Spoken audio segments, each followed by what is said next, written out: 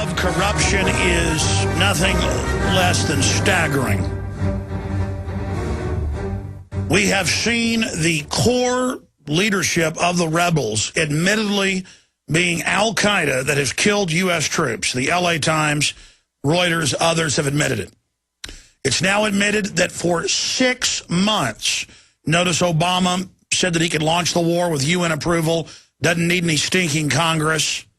Badges? We don't need no stinking badges. Congress? We don't need no stinking Congress. That they launched that attack 6 months ago. That was in Reuters this morning.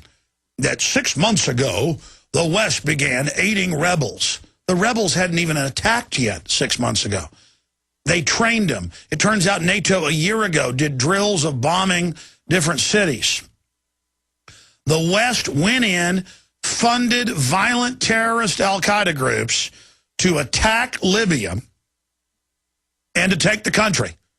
And they've shipped arms into them from the beginning, from before the start of conflict, and now it is admitted in Reuters. I was reading today, and there it was in Reuters. It said the 6-month campaign and that they'd been aiding them from the beginning.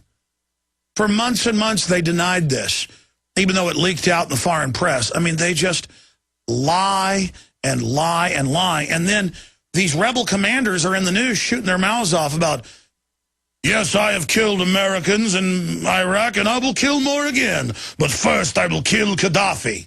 What? I mean, I'm living in the twilight zone here. And so Qaddafi, 42 years in power, is now saying that he's going to fight on till the end. He will either die as a martyr or be victorious against the dogs and devils, to quote him, that have taken over, quote, his country. And the issue is he was clearly a benevolent dictator. I don't like dictators. I don't like centralized systems. But every once in a while you get a guy who wants to build up the country and build up the continent. And most of the money actually was spent on the people. And the bureaucracy was very, very small. And the women got tuition to go to college. And everybody got thousands of dollars of stipend every year. And automobiles and houses and apartment buildings built everywhere. And the globalists looked at that and they said, this ain't happening. Especially when Qaddafi went to the rest of Africa and said, let's make our own currency. Let's create our own credit-backed currency, really the American system. And the bankers said, And Qaddafi even tried to invest with the globalists. He tried to make deals with them 7 years ago.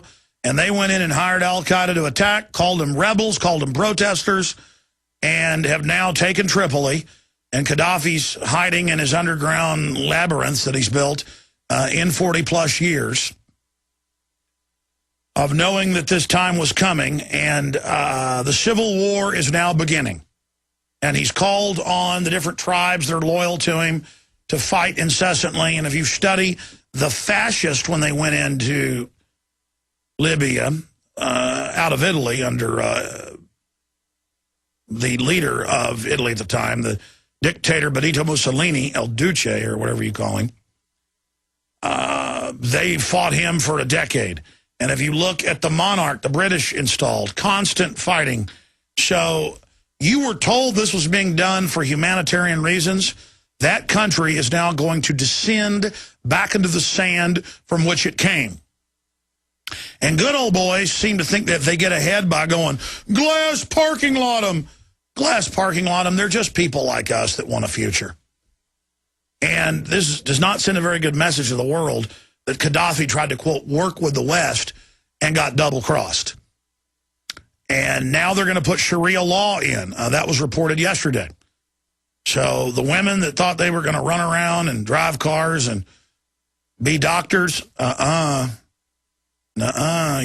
are going home, and you're going to put a bag over your head. And that's the end of that. And that's victory, because they do not want, the establishment does not want the Middle East and North Africa, or any other country for that matter or region, to rise up, to build itself up. And they do not want countries that are upwardly mobile. And so they have been bombed into the Stone Age, and they will be kept there. And the more people get killed, the better for the globalist. They could care less about U.S. troops or mercenaries that die, and they sure could care less about the Libyan people. And so this is a huge humanitarian bloodbath in the name of peace by our peace laureate. Gaddafi has fled Tripoli headquarters, ransacked by rebels. That is confirmed that they've taken over one of his bases and are now in tunnel battles all under the country trying to find out where Gaddafi is. And Gaddafi is, you can say whatever you want about him, he is a fighter. He knows that when they kill him, he's going to be a martyr. So they're going to try to not kill him. But Gaddafi is probably going to go out shooting. They've put a big price on his head, too, trying to get his inner circle to turn against him. So, very disgusting what's going on there.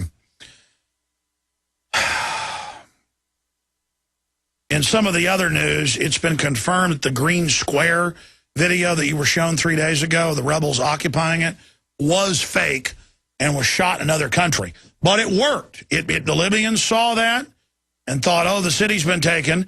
And the special forces that were inserted, creating havoc, were able to create enough fear to get Gaddafi's forces to basically run around a wild goose chase looking for him long enough for the rebels to converge and start destroying government buildings and basically panic and rout Gaddafi's forces. So they just kept trying the same psyop over and over again until it worked.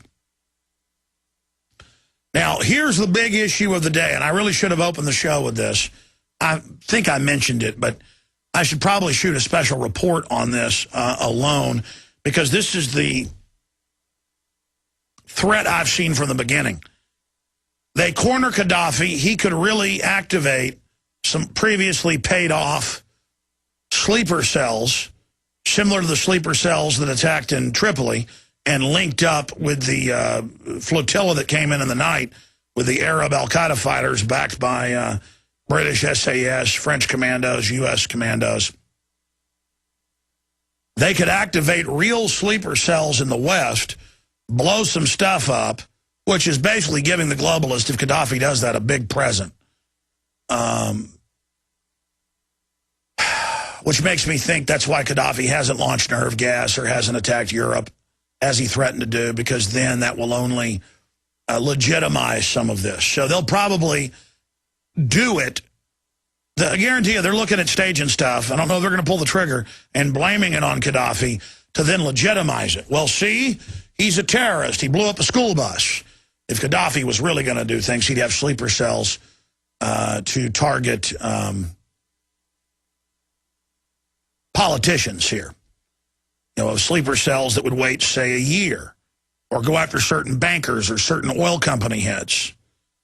But the truth is, most of these countries don't really have terror forces. They don't have special forces. They don't have sleeper cells. That's America that has that, because we're not America. We're run by the bankers. And they have sleeper cells, blow stuff up, and blame it on whoever they want to invade next. So the truth is, you never know who's really staging these things. You sure know who's got scripts out in minutes, though, to capitalize on these events, don't you? Yep, our whore media. Nuclear expert warns of Libya dirty bomb. Ooh, dirty bomb. They're going to get you. A research center near Tripoli has stocks of nuclear material that could be used to make a dirty bomb. A former senior UN inspector said on Wednesday, warning of possible looting during turmoil in Libya. Oh, yeah, that's the other narrative. Al-Qaeda, that's the good Al-Qaeda. There's bad Al-Qaeda, and our media says then there's loving good Al-Qaeda.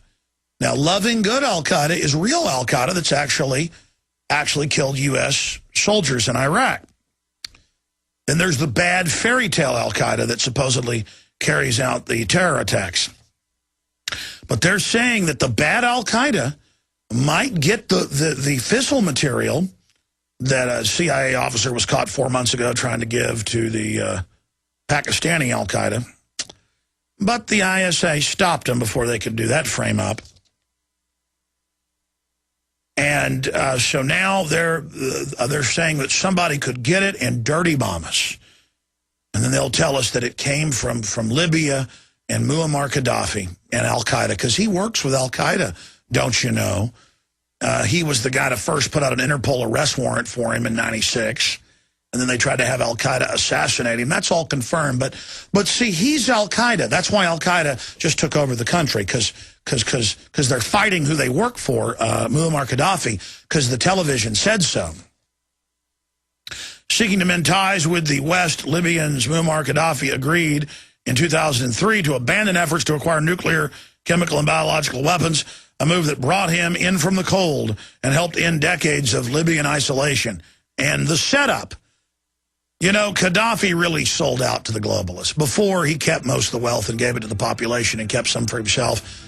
In the last 8 years, he did start giving it to the bankers. And you see how they repaid him. Just like they're going to repay all you U.S. military people by taking your pension funds. Same thing for you mercenaries. But hey. So they're now saying, al-Qaeda, Libya, you're going to get us. But we're like, but al-Qaeda is the group you brought in. Well, still.